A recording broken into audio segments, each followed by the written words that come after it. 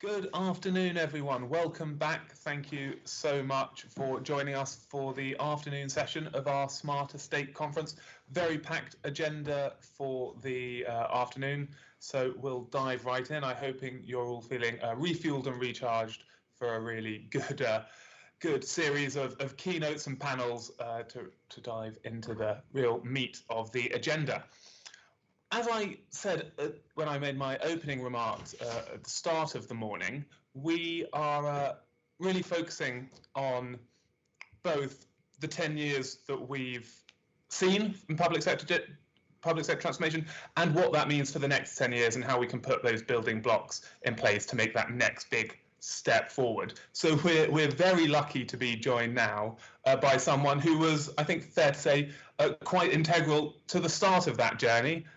Mark Thompson, professor at Exeter University, but a familiar face, I think, to many of us looking at public sector digital, who's been really keeping an eye on this agenda since its inception over the last 10 years and is very well placed to give us some views on what that means for the next 10 years. Mark, I'm very excited for your presentation.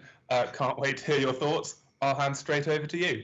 Thank you very much, Henry. Thanks everybody for giving me the opportunity to talk to you for about 15 minutes. I've been very fortunate to have been in on quite a lot of this stuff since the inception. We'll go back to some of that in a second. And also to have been a board member for Intellect and then Tech UK actually for much of the ensuing discussions over the ensuing decade. Nigel, I just want to say hello so you can see me, but then we're going to switch over to the slides. So if you want to let me have the slides, that'd be great, and we can get going. And I'm going to base it around a document that Liam Maxwell, the then government CTO, and I and another 6 people put together around about 2010, which Francis Maud then took. Hopefully everybody can see that, and then started to build. Between 2010 and 2012, the Efficiency and Reform Group in the Cabinet Office, from which then led to GDS and a whole bunch of other things. And I'm going to look back at that and then look forward to the next 10 years. The real prompt for this was, in fact, my discovering a slide deck on my desktop that I went in with Liam into the lion's den, as it felt like then, back in 2010 to Intellect. We've been doing some work looking at why government technology marketplace wasn't working, and then here we were going into Intellect, Tech UK's direct forebear, to tell them that and to give them the bad news. So it started, a report I did for George Osborne back in about 2009 that said out of a £21 billion public sector tech market, 80% went to 12 suppliers. That then led, if you like, to the Better for Less document that I'll come back to in a second, which in turn informed the Tech Manifesto. We then had a parliamentary review where we used the rather rude word oligopoly to try and show that we meant business in terms of tech market reform.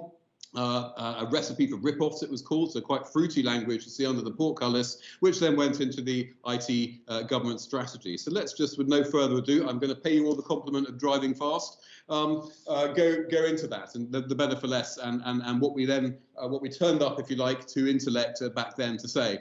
And you can see the picture 18 months ago. I'm not going to read all those things. You can see effectively our point was it wasn't working. It was a bit broken, huge projects limited to a small number of suppliers that had a number of deleterious effects on delivery. And you can see a reference there, one of many at the time, to National Programme for IT, between a 10 and 12 billion pound cost to the public exchequer, as an example of the kind of large project that wasn't working as a result. And we kind of, even then, using a modern distinction between digitization, I'll use a Gartner term, that's just converting what you've got from analog to digital without changing it, versus digitalization, which is using digital check to change a business model to create value or revenue producing opportunities, to actually transform, that hugely over word transform. And we're saying really, and we picked on poor old access to real-time information, ARTI. Some of you may remember an HMLC as an example of what we argued at the time was, if you like, a lack of imagination about the latter. It was really just digitizing what was there already. So we went, why is government IT so wrong? And again, you can imagine Liam and I standing there in the lion's den telling the supplier community that we were getting it all so wrong. And you can see some kind of familiar things we were calling out there. None of these would be too surprising, I think, to you. But it's the recommendations that got started to get a bit more interesting. As a result of that, you can see on the left, we made a number of these recommendations, but I want to just focus on the right. So those are some things that a bunch of us are still quite proud of, actually. So you recognise those: GCLAD, the £100 million contract cap, the open standards policy, the open data initiative, the number 10 SME initiative to open up the marketplace a bit more, and spend controls. And I'd argue that the legacy of those kind of policy levers, if you like, is still with us today. And I would still argue, has enabled a bunch of things to happen since. So that's kind of where we were. This is how we explained Better for Less. And the reason I'm revisiting that very quickly is because that became Francis Maude's playbook in the Efficiency and Reform group. So we, again, going back into intellect, saying, well, what we're proposing that Francis does is have 4 work streams. You can see those: the audit, find out what's there, commoditize it, stop sharing it, stop reinventing the wheel. You've got identity, ha ha ha. That's a very modern discussion, is it not? You've got capability, which I think there have been a lot of progress made in the ensuing time around DDAT, etc. And then, of course, the whole open economy piece around open standards, which I think we've probably got a lot further to go. And underpinning it, the whole true north. For all of this, if you like, the guiding concept, many of you will recognise one of Simon Wardley's maps here. This is a very early one. And in fact, this one Simon called the Thompson-Wardley map, because I came up with the middle, the yellow column, leverage. Without diving into Wardley mapping, the whole point was to limit the amount of bespoking that government does, because that just adds to the next generation of government legacy, and where we do need to bespoke, to always be pushing to the right of that diagram to try and leverage it, use it across government, and commoditize it and standardize it. And that was the kind of guiding logic that we were passionate about trying to set up and be adopted. So that was back then. How did we all do since? I thought I'd take as my bellwether the recent Digital Economy Council report, which I know Tech UK was an important contributor to. And you can see here a number of kind of good things. I'm not, again, going to go through them all. I think GDS is a significant achievement, and DDAT capability is achievement, and certainly migrating from some of the legacy has been an achievement. But if I can look at those red bits at the bottom, I think all of the negatives really centre around a failure to bring policy and technology together, and a failure of imagination, capability and understanding at senior politician and civil servant level. Okay, so in other words, to understand the digitalization, the business change possibilities of technology. And I think we're still living with some of those failures today. The industry review, well, we'll have a quick look at Tech Market Views slide from about 18 months ago. Again, another important partner of Tech UK. And you can see Tech Market Review in the yellow bits is highlighting the emergence and growth of what they call a new part of that 12 billion market sector, which is all of the emerging tech. It's the AS, PaaS, SaaS, IaaS, etc., etc. It's the as-is, versus what they call heritage technology, which was quite a lot of the stuff that we were criticising. Nothing wrong with it. It's just quite interesting that we can see the market is definitely shifting towards enabling cloud capabilities and emerging technologies off the back of that. My view throughout has been as a kind of constructive critique of government. So you can see this is a piece from 2014 when I quite early on noticed, if you like, there was a change in emphasis in GDS away from the kind of nerve center of open standards and coordinating a kind of diverse ecosystem of market capability amongst public, private and third sector towards building product, if you like, product building and delivery capability. So I was still looking for that signal of open standards, if you like, the kind of business platform model change, and I was decrying, if you like, the growing noise of agile, which I thought was clouding the issue. By 2015, I think there was an enormous bit of a row, actually, and I waded into that, about what on earth government as a platform was. There was genuine confusion at the centre of government. Was it either, as Tim O'Reilly said, an enabling capability where government steers the boat but doesn't try and row the boat, or was platform for government, which is basically, obviously, government building lots of software platforms for public servants to share. And the two are radically, they're poles apart. And there's still confusion today, I argue, about where we're going with that. And then just after the election, before the pandemic, I was arguing the Tories should really jump on their big majority to actually take some of the difficult decisions about bringing policy and technology together around proper machinery of government business model change. So that's what I was saying. What does the deck recommend? Nothing wrong with these, so more citizen centricity, etc. You can read those for yourself. I'm going to zero in on one of them and take that forward, which is, I think, the most important one. Refocus and add teeth to the centre, okay? And to kind of help us to do that, I'm going to draw on my friend Jerry Fishenden, a co-author for our Digitising Government book, and kind of he was part of that group that we were in early in the Efficiency and Reform group days.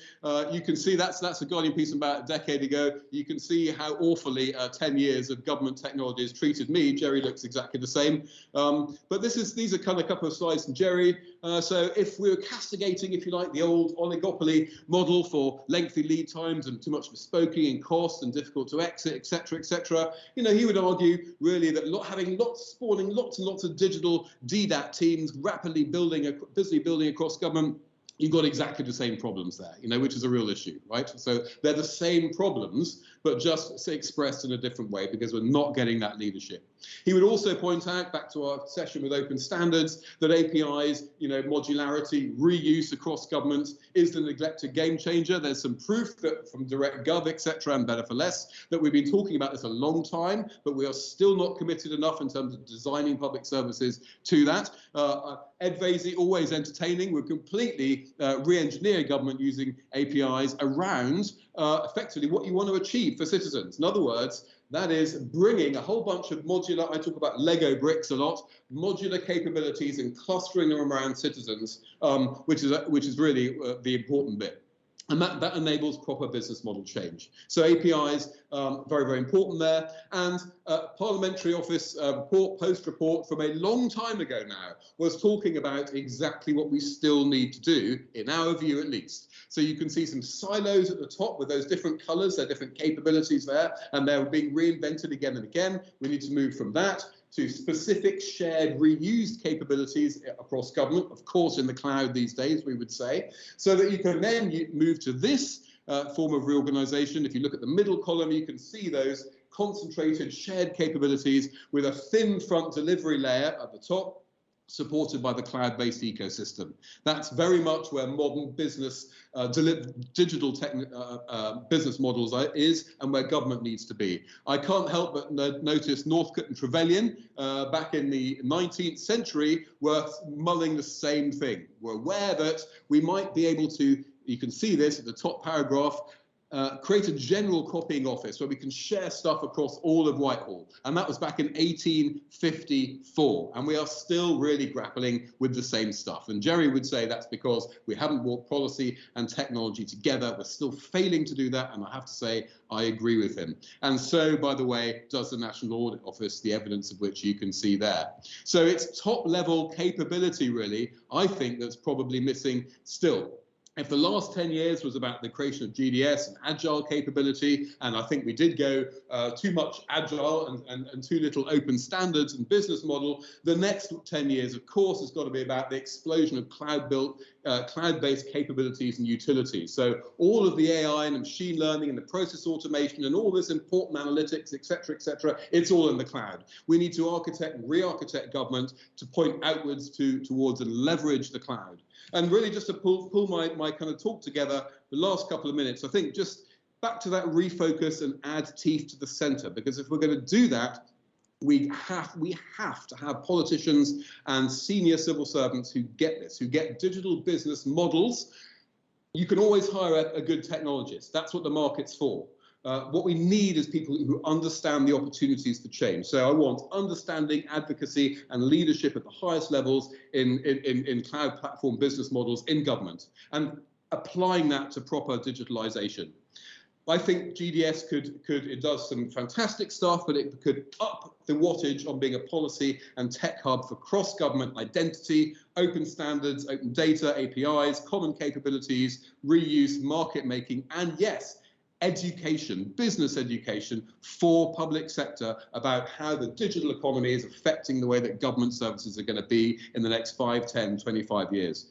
And then finally, a decisive shift, not a half-hearted shift, but a decisive shift from an internal focus in government on product, digital delivery and infrastructure upgrading, if you like, to an external focus, an outward market-facing focus on government as a coordinating hub of a vibrant public, private and third sector digital economy, where government focuses on architecture, intelligence, licensing, revenue models, governance, but most importantly, steers rather than attempts to row the boat, because the world is too complex and too tech-enabled for government to attempt to actually build the oars and then do the rowing itself. And I do think, I'm just going to use an example from my own experience, but we need some more, I think, ambitious ideas to try and shake things up. This is my own attempt. I think last year it was a fake digital economy bill.